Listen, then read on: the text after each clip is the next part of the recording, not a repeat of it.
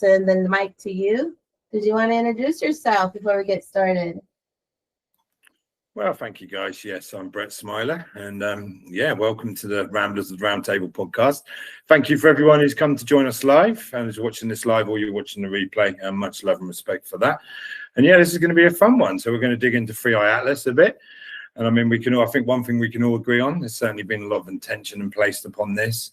I mean, if it's, and then I was saying to Scotty actually earlier, if it's from the children looking up in the sky in wonder, to the scientists amazed by these anomalies, to the conspiracy theorists that are going wild with all kinds of cool, fun theories, and of course the spiritual aspect to it, how the spiritual community are, you know, maybe connecting it to the Hopi prophecy and how people are looking at it energetically, how this could be affecting and manipulating even the resonant fields of the sun, the earth, and the other planets. So, I mean, there's a lot to go down, and I'm super excited. So thank you, guys. And I'll pass it back to you. Where do you want to start? And thank you for the introduction. Wanted to start off by, first of all, for, you know, everybody on our Facebook page. We wanted to thank all of our administrators. We send much love to you and everybody that's on our Facebook page there. And thank you all for, you know, making our Facebook page what it is now. The roundtable is getting filled up. We're loving it. We're almost at 3,700 people. And if you're feeling our vibe, make sure you subscribe. So we're going to dive into some questions. Jackie's got some great questions for us today. So here we go. Yeah, let's get started our ramble. So for today's episode, we're rambling about the 3i Atlas, the third object to enter our solar system from an unknown source. What were the first and second interstellar objects? Well, I could start off with that. We want to start off with Oumuamua. It was spotted on October 19th, 2017 by astronomers using the Pan-STAR 1 telescope in Hawaii. And then the next one, I actually have a picture of him here that I'd like to put up. This guy has been great. He's a great astronomer. His name is Gennady Borisov. And I'm going to throw his picture up here so everybody can see who I'm talking about here. So this is Gennady Borisov. He's an amateur astronomer, and he actually saw 2i. And that was the second interstellar object that came in after Oumuamua. So this guy here actually spotted it in 2019. So that was the second interstellar object that came through. There's a couple quick photos of him. And that's who Borisov is. That's why it is named 2i Borisov.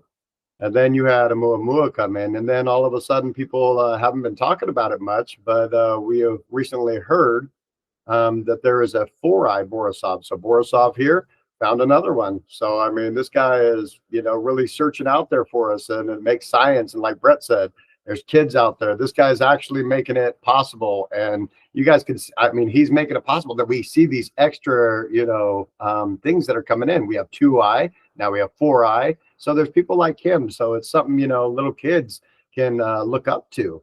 It's like another hero. You know, he's out there. He's searching the stars. He's probably been waiting for years and years and years to find something. And then next thing you know, he spots two things, and they're named after him. How special is that? And the last, you know, wouldn't that'd be awesome if it was like 2i Smiler, right? Or if it was 2i Nichols. I mean, you'd be loving that if it was 2i whatever your last name is. That would be awesome, you know, to discover that, to have that in history. So yeah, let's dive into some questions about 3i Atlas. I know Brady Boy has been dying to talk about 3i Atlas.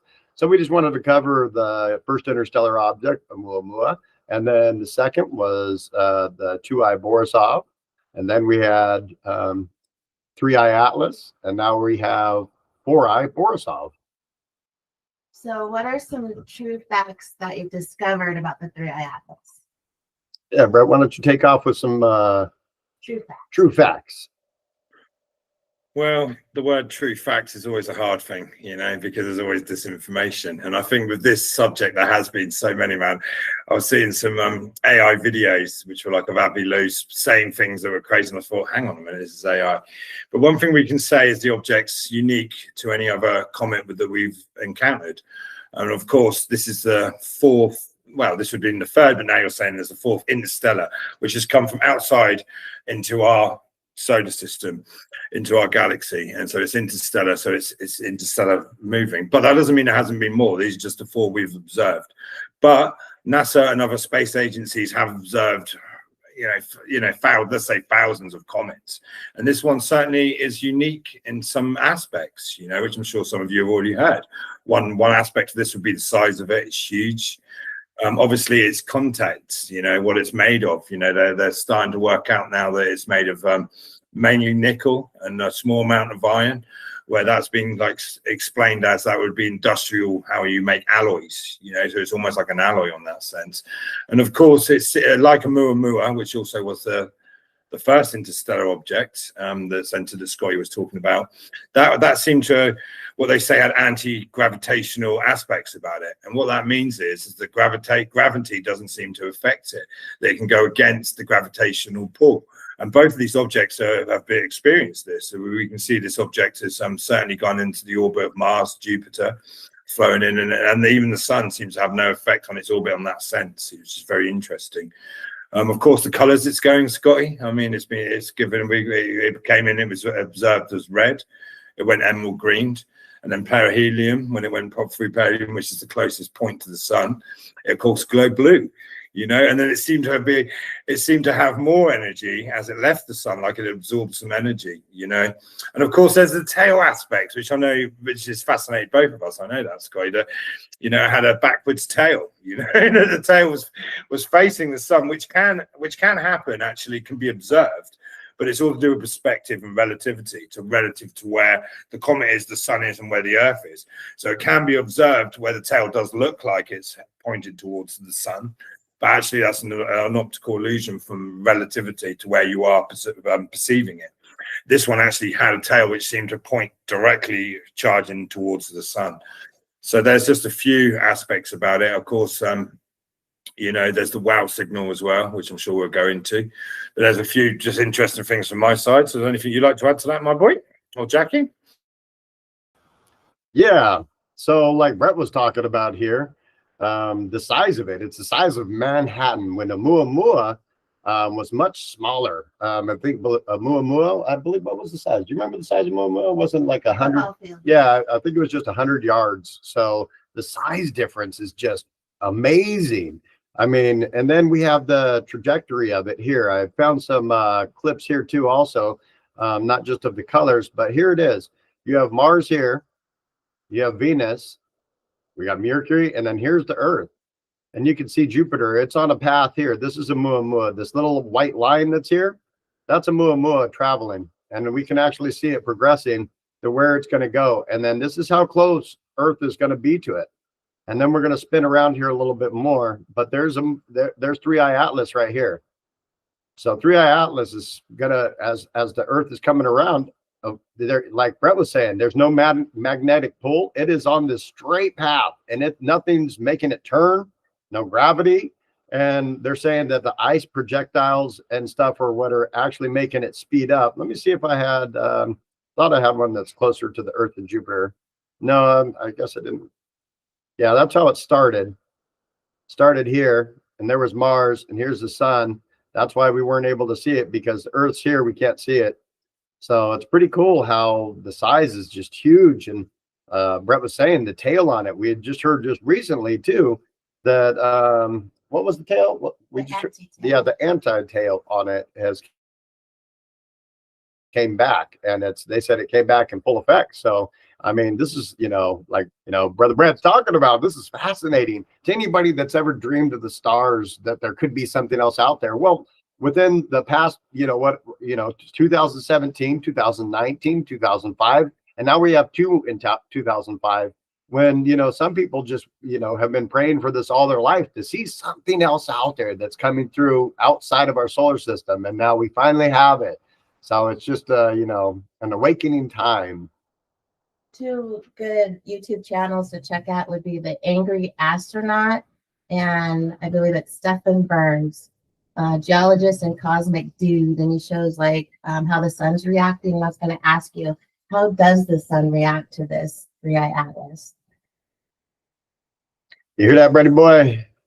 Well, that's something I've thought about. I've literally I've been borderline obsessed, with 3i Atlas, and it's coming on many different aspects and ways of looking at it. Though one thing I just want to quickly add is like when they say about it's the water, it's the ice particles or the gas getting released, actually it turns out it doesn't have much of a water mass, which again is very odd from the comet, though it does seem to be releasing different gases. So, I mean, the whole thing's just unusual, even in the scientific aspect of this. I mean, how the sun is reacting, we've seen solar flares lately, though the sun's been giving off solar flares and we've seen a dramatic shift on that. And actually, I saw an interesting theory on this, actually, is that this is just a theory that I come across on YouTube or on TikTok or something. And the guy was speaking and saying how the 3i Atlas was giving out certain pulses, which these pulses then were received by the resonant fields of the sun, the earth, and then they started to mimic these fields. And they were saying that the reason we've had these aurora borealis all around the world, and I've got my own theory on this, but this is what he was saying, and the reason people were experiencing this in places that never had before wasn't because HAARP or DARPA were doing this, it's because this pulse was given up and it was changing the actual resonant field of the earth, you know, which is interesting. How is the sun reacting? You know, the sun's a powerful thing, let's be honest. You know, the suns are very super powerful. Though there could be an energetic frequential connection or resonant fields could adapt to this. Though we have seen solar flares lately, though, but like I said, that isn't unusual these days. We quite often get, actually now when I've got the readers and when I'm watching it, I'm actually quite shocked when we don't have any, because it's that, for the last 5 years, it's got, the sun's changed. It's given out more of this energy, more of these frequencies, and more of these solar flares, you know. But we certainly have seen the sun has had solar flares, so maybe that's a reaction to it. That could be the reaction of the comet.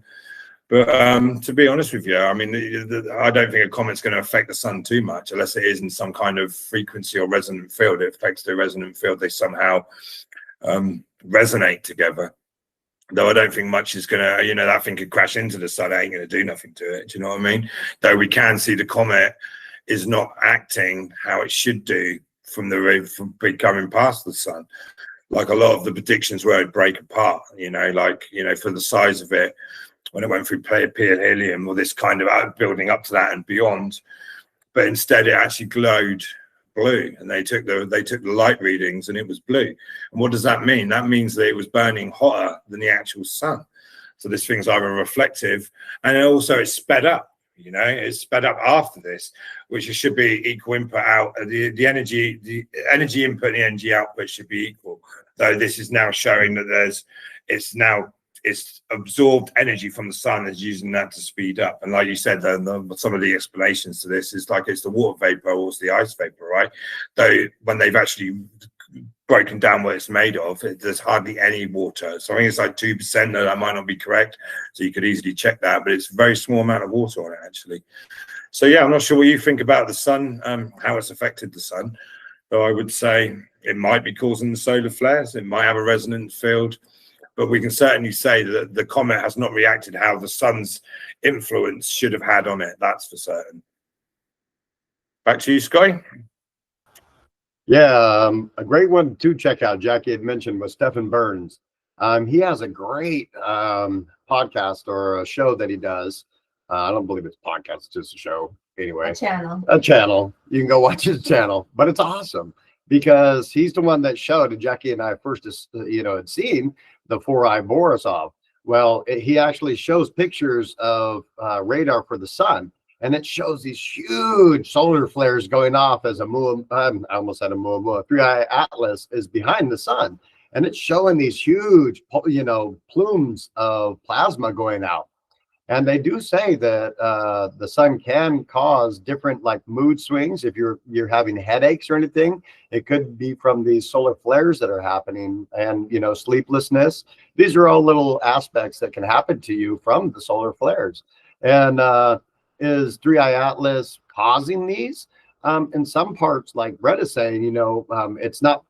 It would have, people would expect it to burn up or anything, being that close to the sun or anything. If all these ice vapors, but as 3i Atlas first appeared, it was shining very bright, like it had already been that close to the sun. Like certain meteors, normally meteors, it takes them a while before they get that coma around them, that glow.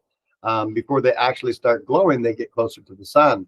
the three-eye atlas was already doing that as it appeared. So that was, you know, something that was fascinating about the sun having energy on things, and these plasma bursts that are coming out of the sun. It's a really good one to go check out, would be Stephen Burns. So you guys gonna have to check that out. It shows how the sun's affecting everything. And if the sun rotates in a certain way and those plasma bursts that are that huge come out, it's going to affect our technology and so forth. So yeah, I believe that the sun and so forth definitely has different, you know, things that can mess with us. So what does Avi Loeb say about the three-eye atlas? So I want to call it AI Atlas. That's a tongue twister. The three-eye atlas that you found interesting. Yeah, you've heard a little bit about Avi Loeb and some of the stuff he's been saying. I have too. You want to start off? I mean, the guy's an interesting guy. Let's start with him. I mean, he has an Israeli military connection, intelligence connection. And some people don't know he was actually to do with the Reagan project, which is a Star Wars project, which Reagan was read into a lot of stuff about the ETs at this time. You know, and he was part of that to build this this system across. So there's things about him, but you know, I like the guy in the sense that he's going without, and he's looking at it scientifically, because he is a scientist. He's a professor of Harvard, of course, and he's a smart guy.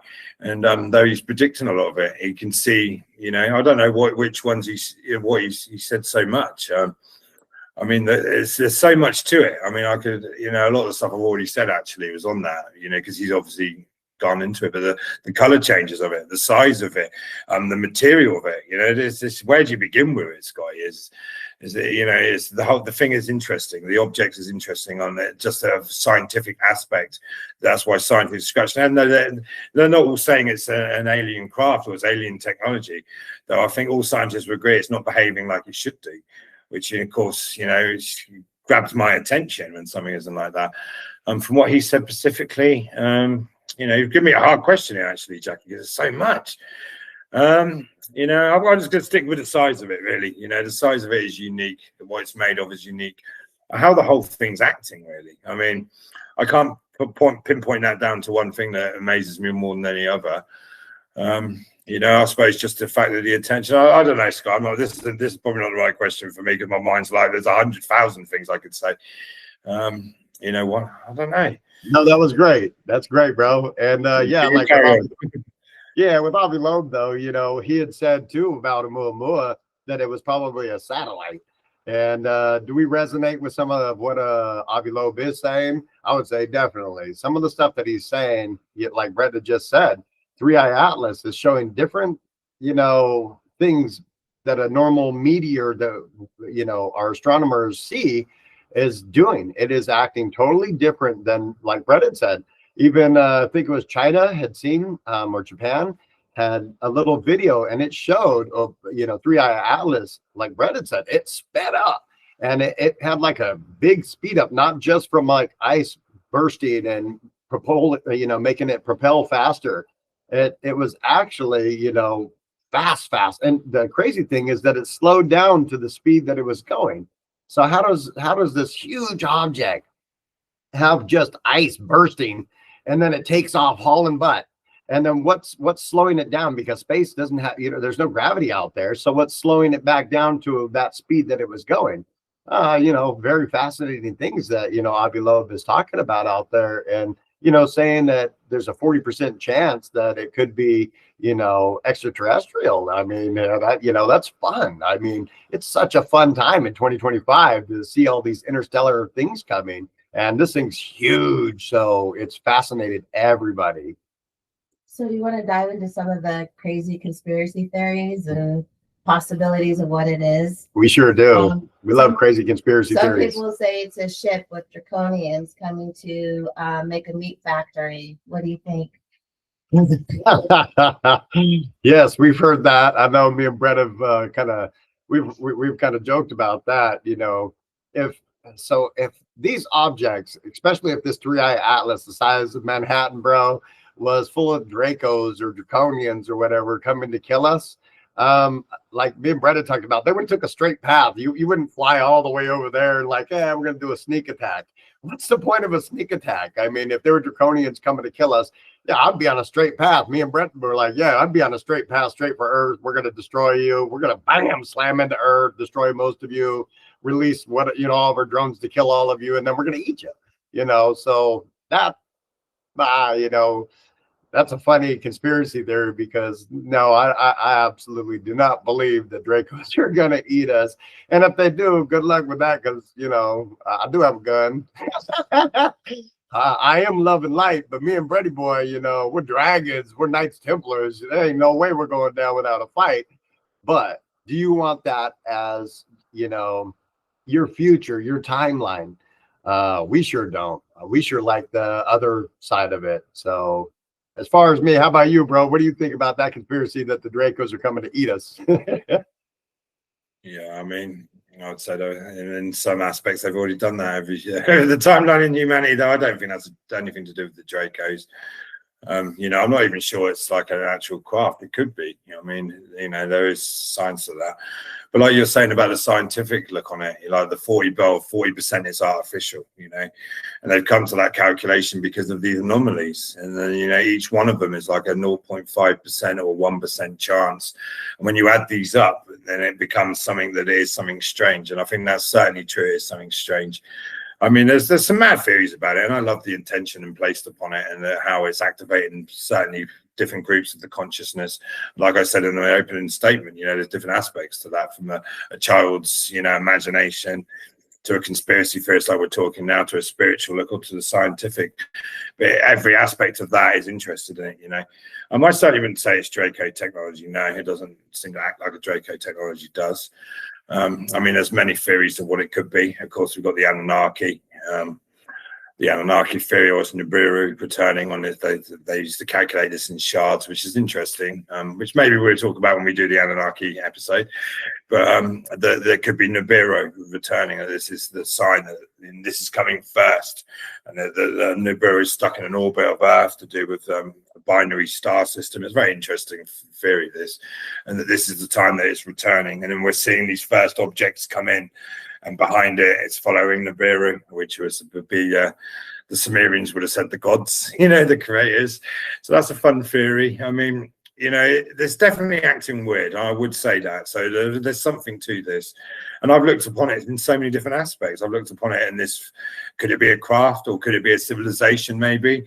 That, you know, the travel that has chosen, their direction they have taken, maybe their planet got destroyed, or for some reason they've chosen to travel around the universe on this, maybe observing, maybe watching, like they said, the watchers, and maybe it's like a base, and it would make sense, you know. I know, like Dr. Greer was saying, like, oh well, it's not AET because they could just point in. Yeah, and some of them can, but there's a spectrum of level, you know. We can see this on Earth, the different levels of consciousness through the universe. This again, there'd be planets of consciousness like us that are less evolved than us, less consciousness. There'd be beings that are more, and this all fractions off. Some may choose that they may choose to use this comet, or this rock, or this special material, could even be remnants of their planets being destroyed, but they travel around and they watch and observe, and there could be technology in and out of it. Like I was seeing someone saying that it could be hollow, that the weight of it didn't make sense, and you could fit hundreds of thousands of people in there, and you could fit technology in there, you know. So there's some fun theories on that, but one thing we can certainly agree is that it's acting strange. It's not acting like it should do, which is interesting, which at the very least says we know nothing yet. So I certainly look at this with an open mind. So yeah, there's, you know, I think the Anunnaki idea, or if it's an Anunnaki or the Nibiru planet returning, Planet X as well, which was actually calculated from certain anomalies in our solar system that didn't add up. That they theorized that there was another planet on a huge orbit, which again, on this shard of 3,600 years, kind of worked out to this mathematical thing. So some people call it Planet X, some people call it Nibiru, which is spoken about in the Sumerian texts. And so yeah, we will definitely do a podcast on that. So there's something anyway, Scotty. So I don't know what you think, mate. Yeah, totally, bro. And yeah, there's so many different, you know, conspiracy theories of what this could be. Could it be, you know, aliens on a ship? One of the funnest ones is that it was a party ship. And that would be, I mean, that would be my kind of timeline. I mean, I want a party ship. I want, you know, not hostile beings. I'd rather see something that's like a party ship. They're coming down, they're passing by, they're, you know, sending off these frequencies, these vibrations to all of us that are lowering that veil, and also at the same time heightening your light body. And that could be what, like first contact is.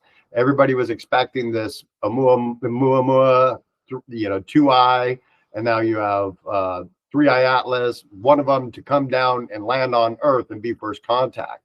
Well, we don't know that, first contact would be the spaceship landing on Earth and then, making contact as a being coming out of the spacecraft. It might just be because it was sending off signals like the WOW signal back in 1977, I believe. Yeah. The WOW signal in 1977. And then all of a sudden, 3-eye Atlas was putting out a signal as well. So, and then since then, they haven't heard the signal. But they say meteors and so forth put off signals of their own. But this was a different type of signal coming out. Is that, another fun theory? Is it, 3-eye Atlas is what had responded to, what our messages going out. And then so they sent the WOW signal, and then they were maybe saying, we couldn't, decipher what it said. Were they saying, hey, humans, we're coming. We're going to come fly by and make first contact. These are interstellar objects. Like Brett was talking about earlier, they're coming from out of our solar system. It's so freaking cool. People said that these kind of things, probably we'd never see them in our lifetime. And we've had the opportunity, we haven't seen them, but we're seeing them, from our technologies. And then we can see them on, things like YouTube or whatever. And so we actually get to be amateur astronomers. We actually get to see these and kind of go down these theories. And, they give us things to talk about and think about. So is it opening that veil? Yeah, there's all kinds of fun theories. Party ship. Yeah, the party ship is my favorite. So yeah, if it was a party ship, me and Jackie, Brett, we're going to be up there having some drinks, partying with the aliens. That is a fun timeline. So I don't really like, yeah, go ahead, bro. I was going to say, I love what you're saying, man. You're inspiring me here to all my thoughts. And it's a thing that I think we find that we're looking, if let's say it is extraterrestrial, then we're placing our belief systems, our thoughts, even our behavior patterns onto that. And, like Dr. Greer said, it's probably not because they just come in and out. And I'm sure there's beings that 100% are point to point, and they're at that level of consciousness. So there's different aspects and levels and realms in between that. And we can't for sure understand the mindset or the experience that other beings, other forms of consciousness have experienced, right? So this, it could be something extraterrestrial, and so extraterrestrial to us that from our understanding, even with our movies and our kind of brainwashing, like what to expect from it. A lot of that is fear-based, of course, that we put in place our own ideas on that.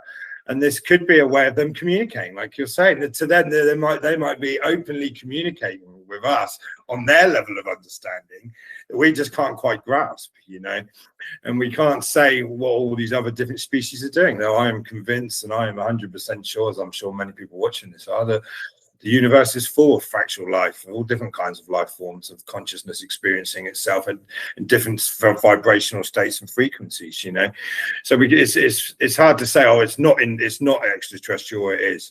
And of course, we've got the added aspect on here. I'm jumping the gun a bit here, but with NASA, they haven't released the images, though. Even when they do release the images, I certainly wouldn't trust them 100% because we know all the images from NASA are manipulated and doctored in certain ways, and sometimes this is to bring color out, which you could say fair enough. Sometimes it's on Mars they turn the sky red when actually it is blue, and sometimes it's to block out a structure on Mars or on the moon, things like this, so but they haven't released the images, which of course creates more speculation, and is this because they've got a smoking gun?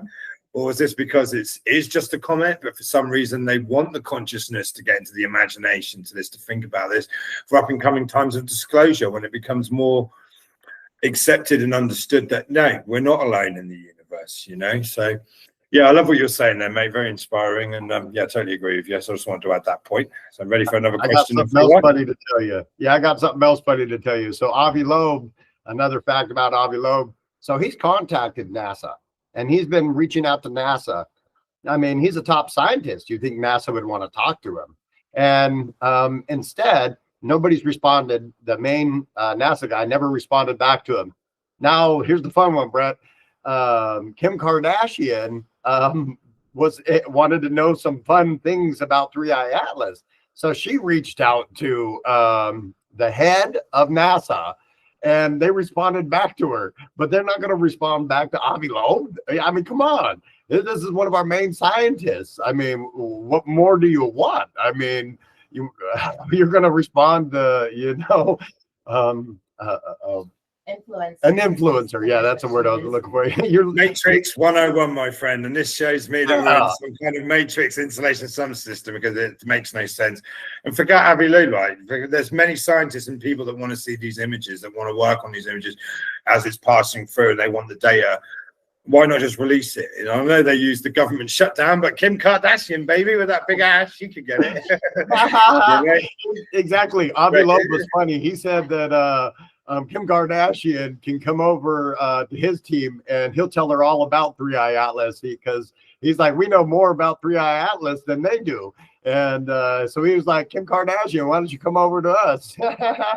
So I thought that was kind of funny that NASA won't respond to a top scientist, but they'll respond to a TV idol or an influencer. That's hilarious. What in the world? It just shows you where NASA's at. They don't want to tell us shit. And but that's okay, because we have other people that are out there like Gennady Borisov, you have Avi Loeb, you have these people that are coming out and telling us, and even Stephen Burns, they're showing us these things that are reacting, to Three Eye Atlas coming into our atmosphere. Not our atmosphere, but coming into our solar system. So yeah, it's very fun, very fascinating. And Jack, you have another question for us? Can you share any stories or teachings about celestial messengers from Native American tradition? Yeah, I'll jump on that one real quick. The Hopi had actually talked about this blue light, this blue star. And a lot of meteors are that blue color. So in part of their prophecy, they talk about the fourth world, it will be ending, and a fifth world will start. Well, they're not talking about the world ending, boom, a whole new world starting. No, they're talking about frequencies of light, light language, and your light body. They're saying that we're going to transcend from this fourth world of hate and greed and egos and stuff, and that we're slowly going to go into a fifth dimension, a fifth world. And so the Hopi prophecy was really cool. And what was Kachina? They actually call the blue orb. It's actually not a planet or anything like that, a spacecraft. It's actually like a spirit, and it's called the kachina, and this blue light. And so we've actually seen a lot of meteors and stuff. So is that prophecy partially, coming true with all these different meteors and stuff that are coming through that do emit that blue color? Is that, like Brett was talking about earlier, we don't know what, just Oumuamua being in our solar system, does that send off little things? Is it a sentinel being inside of it? I mean, is it an escape pod? The world exploded and that's their kind of escape pod, because they did talk about Oumuamua. The reason why, it looks like there's a lot of debris, a lot of dust all over this, is because it could be like a ship, and it's collecting those barnacles throughout space. So it's collecting space dust and creating these, different, making it look like a real asteroid. When you underneath, it's emitting nickel. Brett and I have talked about it emitting nickel. And is that, the ship underneath and all this debris has like barnacles of a ship created over the top of it. And so the satellites and the telescopes won't be able to see, what it actually looks like. The Hopi prophecy, and then a lot of the Native American tribes have talked about like star people. So yeah, I mean, we always got to look up to the sky and take into consideration, what they've left behind for us. Awesome. So some ancient cultures, such as the Egyptians and modern spiritual perspectives, say that our thoughts create our realities.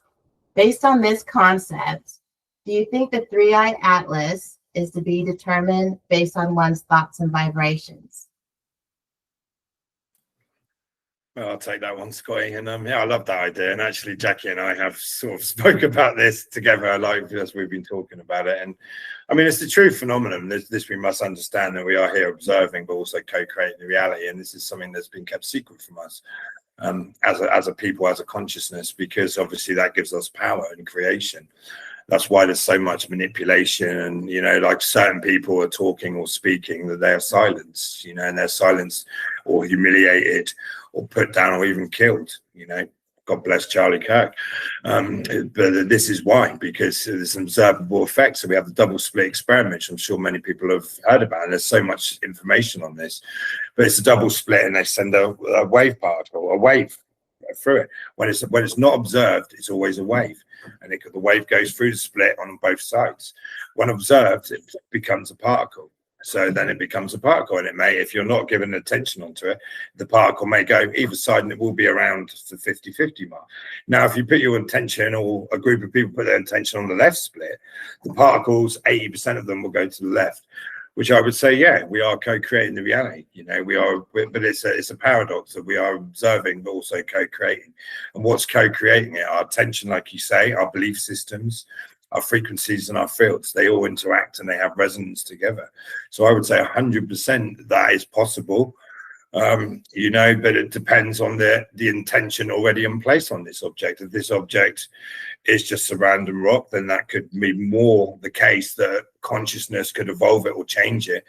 If it is some kind of alien technology or some kind of species of extraterrestrials have decided to use this rock or use this material to travel around as their home or their base, I mean, then no. But yeah, certainly the reality can be affected by our belief systems, and this is why there's so much in place on what humans think. Where indoctrination starts at school, colleges, through media, through TV.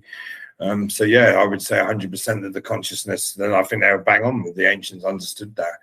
And now, we can see that the world is in a chaotic state because so much of the consciousness is waking up now to their true power, to the true reality, and to the true realities of things, and are thinking for themselves. And that's why I think a lot of what's going on now, why it's so chaotic, because there's almost a battle for our consciousness, our attention, and our frequency as a collective, because the collective creates the reality, and we can see the reality changing. So yeah, I did think that myself, that maybe, with the colors and how it's acting, that maybe there's so much consciousness attracted to it, interested to it. And though there's different aspects to this, like scientific, pure scientifically, then you've got conspiracy where theories, or could be this, even a spiritual aspect. How does this object influence things quantumly on the quantum realm? Because we know everything is quantumly entangled. We know this, that things, everything works in cycles. The planets are all working on this beautiful motion. So you've got something new coming in with this. We can certainly see strange energies. How does that affect the consciousness? How does that affect the sun? Like you said, the solar flares, though we cannot 100% say that was causing the solar flares, because we've seen an influence in solar flares. Or maybe the fact that this object was becoming closer relative to the sun has created the solar flares, and as it passed, it's created them.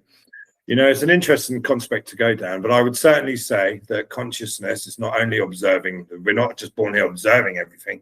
We are also co-creating it, and sometimes our creational power can be taken and manipulated by other sources. So be careful of what you're taking in, the people you surround yourself, the things you believe, the things you listen to, the emotional response to things, especially and I love AI, I do not fear AI, but as AI becomes more of a reality, there will be things that we will see that we may get an emotional response to that are not true at all, that it's completely AI generated.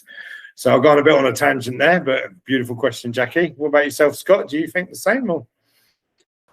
Yeah, I wanted to jump on here. We have Claire Hughes wanted to, so hey, what's up, Claire? Thank you for joining us. And she had asked if it was blue like a X-ray blue. Well, we have a picture here from NASA. I'll throw it back on for you. This is the color that they were actually showing. These are the only clips that NASA had released. So I'll share that for you really quick. So this was, how come it didn't pop up? Oh, there, just take a minute. So that is actually the 3i Atlas is here. These are just stars. That's how fast it's moving, and it doesn't have a tail. That's what Brett was talking about earlier too, is that there was no tail here. Normally, in any like comet meteor, you're going to see a tail coming out of the back of it, and you can see these stars. These stars are normally, you know, still like a star, but you can see them streaking. But 3I Atlas is not streaking. And we have another one from, that's what NASA had released too, the blue color of it. And then we've also heard that the blue color is all fake, but what we've seen through NASA's, which we don't know, I don't really believe NASA, so you know, but they've also shown, here's the red color that it was to begin with, and then it went to this blue color later on. So that's the blue color if you didn't see it before, Claire. And thank you for chiming in. And it's interesting with what this is. So the different gases at the molecular level, because we're in a universe of light, everything gives off photons of light and wavelengths of light. So the different colors, they can scientifically say that this kind of material is being released, which I found, which is fascinating, you know. So from when it's red, it can be from red to green to blue, but obviously where the blue's going is a heat, so that's being seen as heat. So I think what the question was from Claire. So they're seeing that as the heat, and the heat of this object. If I don't think just NASA observed this. I think this was observed from different telescopes across the world. But we could say that at that point it was burning hotter than the sun, or the energy being released was more than the sun. That is a crazy thing to think about, and that wasn't predicted. This is another thing that wasn't predicted about it. And therefore, after this happened, it sped up some percentage. So that means it's absorbed energy from the sun and then is somehow using that energy to propel itself faster. So absolutely fascinating. But it's all to do with the wavelengths coming off it. So certain different wavelengths give off the perception of different colors, which then they can link to different gases or materials, which I find fascinating. Yeah, that's awesome how our astronomers can look up and they can determine what's emitting from this asteroid that's flying by. And so here's one that was from the chat too for you. Ready? Some say too that the 3I Atlas is activating our light codes and our DNA. Do you believe that? I would believe so. I would believe that a lot of people are going to be affected by the 3I Atlas. I mean, that's a fun thing to think about. Yeah, that it's activating our light body. What do you think? Well, I would say that a lot of that activation comes from the sun, right? And I think most people would agree with that. So what can we see with this comet? Well, we can see, as we ended and you spoke about at the beginning of the podcast, they had an anti-tail, you know, so the tail was the wrong way and it projected this directly at the sun. So therefore we can see some communication or resonance or information being passed between this object and the sun. So yeah, I would say that's highly probable, though it wouldn't be coming maybe directly from the comet, but it may use the sun, as the sun is the giver of consciousness, and the wavelengths that we are receiving as these solar flares have hit, the solar energy has hit the earth, hit the magnetic field, also affects our consciousness, so we can be receiving downloads from that. And of course, some people speak about it given out these certain pulses, like you said earlier. Everything has its unique frequency anyway. I mean, from a cup, you know, from a cup to a tree to a plant to every single leaf to every single cell actually has its own unique frequency. But this thing has been given out certain pulses. Now, could these pulses be resonating with the magnetic field or the energy field or the reality field of Earth? 100%, yeah. So if they have come in and it has affected it and they resonate together, so it becomes a resonant field, then that could change the actual field of Earth. We are trapped in this realm called the Earth realm, so that we are inside this information field. So yeah, I think that's a highly possible. Yeah, definitely possible. If that's happening, I couldn't say for sure. But we can see there is interactions between this object and the sun is certainly where we get our consciousness from in our solar system. You know, there is a solar system. This is a reality this is a universe of light. Everything gives off photons of light, though our eyes are only in tune to perceive a small spectrum of the wave pattern, so we can only see what we call, of course, visible light, where other beings, other species, through other technology, then there's aspects of light we can just see visible light, which is a tiny amount. So yeah, highly probable that that it could do that. So we could get light codes from that, and we could get information from that, not just us but the planet itself. Let's not make it about the humans, even the animals, the insects, and the actual field and resonance field of the Earth itself could be affected, and the other planets. Yeah, 100%. Great question, whoever that was. Yeah, and just by all of us talking about it. So this coming in, like I was saying earlier, could be our first contact. Doesn't mean that a spaceship's going to land here and these aliens are going to come popping out and be like, hey, how's it going?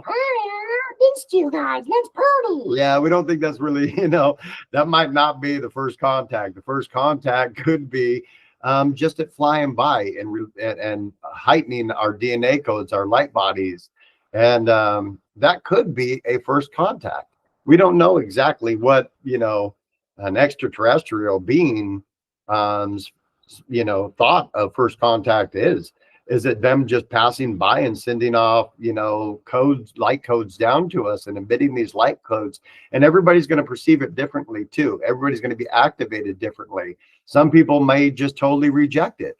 And that's, just life. You have yin and yang. Some people are going to gravitate towards it. Some people are going to go away from it. But like we've talked about in all of them, everybody has a dark side. Everybody has a good side. So some people are going to see the dark in it. Some people are going to see the light in it.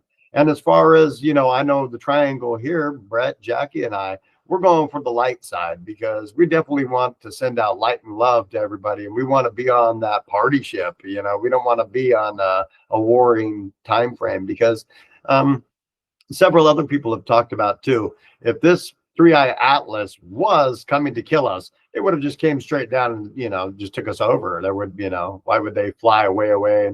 But the trajectory, we showed it earlier, of which way it's going, it's not going to ever come back. It's going and it's going to go out of our, our star system. And then, three-eye atlas will be gone. So we have a small window to be able to capture any information that we can about this three-eye atlas. Is it a party ship? Is it an asteroid? Is it a satellite? Yet to be determined. And, it's just, as far as like Jackie was talking about too, that yes, it is activating because look at all of us talking about it. So many people around the world are talking about this three-eye atlas. So is it activating? I'd say definitely right away because we're all talking about it. And I mean, we're all fascinated by it.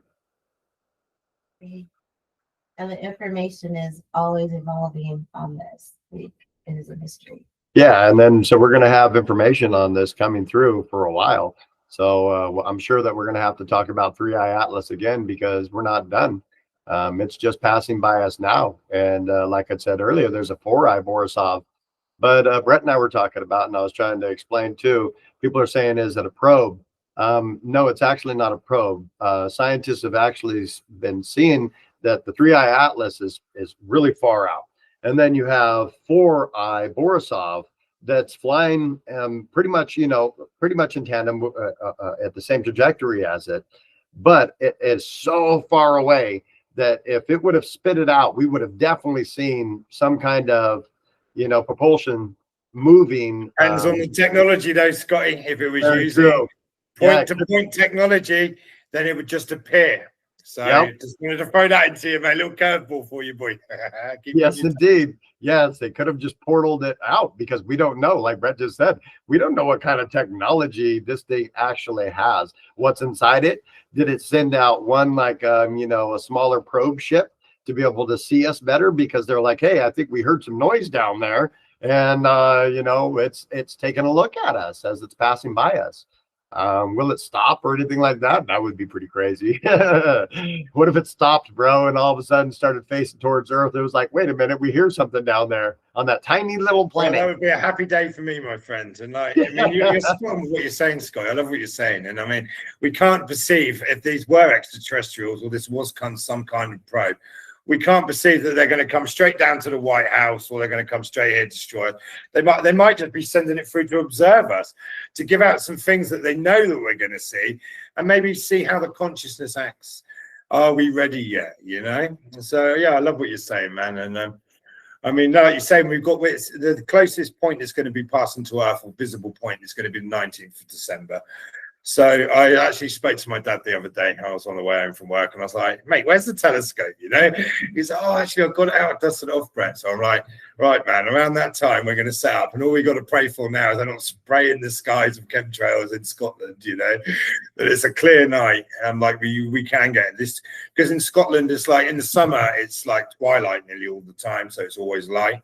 In the winter it's the complete opposite, so it will be very dark on when it passes here. And if we get a clear night when there's no spraying or there's no natural clouds, I certainly will be setting my telescope up to look at it, man. So, and just to witness that. And then you're talking about the light codes, the light activation, man. I watched that through my own eyeball, you know, I get some updates there. So I wanted to add that.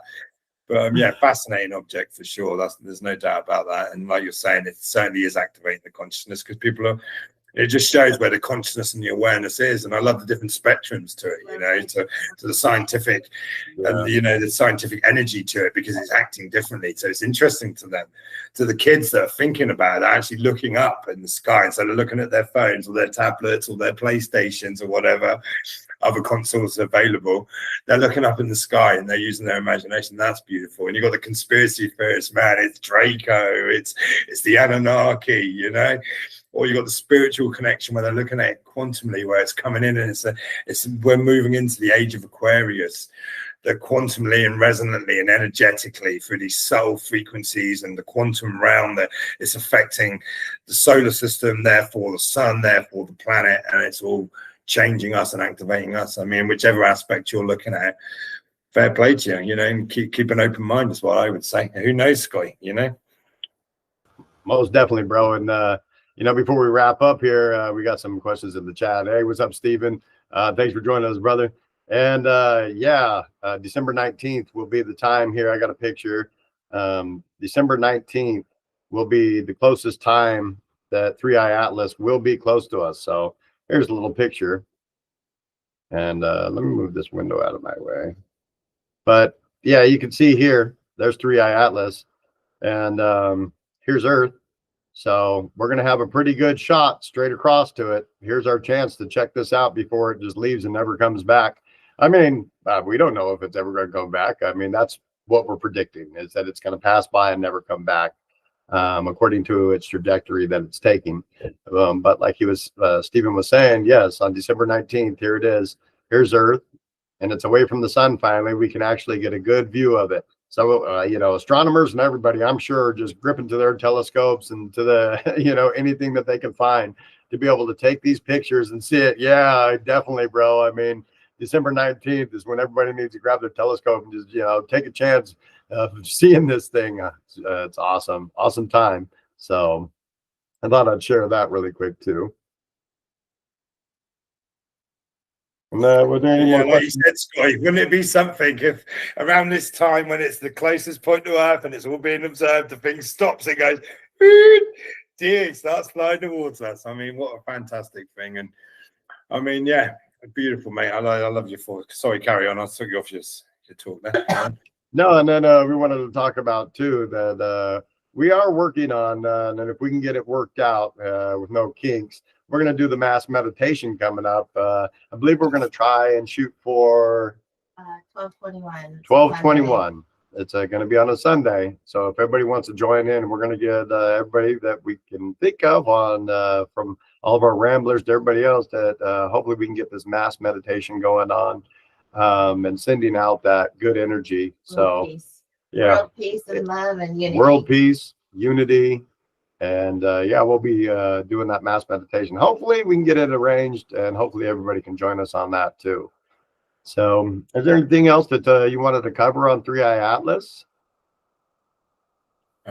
Good question. I mean, there probably is, but you know, it's been a fun one, and we've gone down some different aspects. And I just want to say, I was literally just thinking about, like, actually, I was just thinking in my mind to say to Jackie, you got me on a question earlier. Now throw in and explain the mass meditation, and then Scotty's beat me to it. So I literally was just thinking that, and I think, you know, I think it's a beautiful idea. Jackie kind of, you know, has come up with this idea, and I think it's beautiful that we come together and as a group, as a collective, and the power of manifestation, the power of meditation is a true measurable effect. And I mean, as we come together, we can co-create. And like we were speaking about this earlier. When we come together in love and unity and we resonate together, it's not like if Scott and I meditate together, it's not the power of 2, actually, it doubles to 4. And then every other being or every conscious soul that joins into that, it doubles again. So it's already at the power of 4. Jackie comes in, it doubles to the power of 8, and it keeps going. And so the more people that join, the more powerful it becomes. And I think it's such a beautiful idea. And we will pray and meditate and bring our attentions, our energy, and our focus onto these important issues of world peace. It's time for that. But also that we welcome in our beings. You know, we welcome you back to planet Earth to be open again. Well, we will not shoot you down. We're happily to meet you on these different realms and these old states of consciousness. You know, for things to change, to bring on this new Earth that's happening. You know, it's happening, and at a certain point, the world is changing, and it is going to shift and change, and we do get a say in that. And with our beliefs and our intentions, if we come together in unification and love, that we can put that into the reality field, because the Earth has its own field. It's all about fields, man. When you look at it quantumly, it's an information field, it's a collective consciousness, it's a reality field. And the more consciousness that puts into this reality field, the more tangible it comes. So we can create a beautiful future for all of us, not just for myself or my kids, but for all of us, where we can live in harmony and peace and rejoice again, you know, without being controlled, manipulated, brainwashed, and living in this constant fear state, of survival state, which is purposely being placed onto us, that we're in a survival state. There ain't quite enough money, you've got to do this, so you cannot concentrate on ascending your consciousness like a soul wants to do. So beautiful idea, and I'm definitely going to be there, and hopefully you guys can join us for this meditation. So thank you. Yeah, and Jackie had one more question for us. And Claire, it sounds like you had a awesome experience 20 years ago. And you can messenger any one of us. Jackie normally definitely is our moderator and takes care of most of that. But you're more than welcome to messenger Brett, myself, or Jackie. And we'd love to talk to you more about your experience. That sounds awesome. 100%, yes. And send us a message, man. We love getting deep into this. And we love messages from everybody too. So if you messenger us, we try to get back to you as soon as possible too. So, and yeah, thank you guys so much for joining us. But Jackie had another question. Will there be a 5-eye? Will there be a 5-eye? Yes, 100%. Yeah. 5, 6, 7, 8. This is probably going to, you know, as technology moves on, and some of these will be just comets and meteorites and maybe interesting celestial objects. But sooner or later, there's going to be other beings coming to say hello, and let's welcome them with open heart. You know, let's not point the guns at them. And let's I look forward to that day of open contact. And yeah, I would say 100%, Jackie, this is not the end of that. Man, we were speaking the other day and we were the 4th one's already here. You know, give it a week, number 5 will be here, man, you know. So I say yes. Yeah, it's amazing that not too many people are even talking about it. I've looked in the media and they're not even talking about it. But so you guys know, there is a 4th interstellar object that's out there. It's 4-eye Borisov. And it's the guy that discovered the 2-eye Borisov. But yeah, I think that there'll be a 5th, the 6th, the 7th, 8th, 9th. Yeah, I think this is just the beginning. You know, 2017 opened it up with Oumuamua, and I think it's just going to continue. So space is definitely active, and space is definitely, you know, opening up our light fields and our light codes. So yeah, I definitely. It's the final frontier, they say. It's the final frontier, right? Like in Star Trek or something. Exactly. Yeah. But yeah, and hey, everybody, make sure if you are feeling our vibe, make sure you guys subscribe. And also, we're trying to get to 500 subscribers. So if you could just hit that like button and hit that subscribe, it's free. We're not charging for our lives or anything like that. We just want to talk about this information and have fun with you guys out there. So we want to thank you, and make sure you join our Facebook group if you haven't. It's Ramblers of the Round Table on Facebook as well. So thank you all so much for joining us. And do you guys have anything else that you'd like to add? Keep shining. Jackie got to keep shining. Thank you. If you've made it this far, thank you. And I've certainly enjoyed it. And it's such a fascinating subject. And like Scott said, I'm sure we will be back speaking about this again, because it's so interesting and it's evolving every day. Just before we come on, you know, there's new information, you know. Yeah, it was the anti-tails being shown again, you know. It's like there's constantly something happening on it, because there is a mass amount of attention being placed on it. And maybe Jackie's spot on. Maybe there's so much attention. This is just a rock, but because there's so much energy, attention, and consciousness and placed on it, the things like a blooming Christmas tree, you know, it's like fireworks. Like, ooh, look at me, baby. You know, they say it's older than the sun, right? They say that some predictions that it could be older than the sun, which again is, if that's a fact, that's amazing to think this object's still floating around now and it's still being spotted by a load of monkeys on the planet Earth going, woohoo, it's the Anunnaki, baby. So yeah, I'll leave it there. And great fun, great podcast. Thanks for joining us. It means a lot to us. And like you say, if you made it this far, you might as well give us a subscribe, you know, fair play to you. But to the next one, Scotty. Most definitely, bro. And yeah, if you made it this far, you might as well hit that subscribe for us. Yeah, we're trying to make it to 500 by Christmas. So with your guys' blessings, hopefully we get there. And one other thing I wanted to say too is that I have no fear and what's coming or what could be. You know, if God chose to end us all today, that would be his choice. But there's no way that that's possible. And I have no fear, because the Lord is with us always and God is good. And just wanted to say that and throw that in there that, yeah, God would never let that happen to us. So whoever has those scare tactics and scare fear things, you're not scared anybody, especially not the round table. Thank you all for joining us, and we'll see you guys next time. Peace out.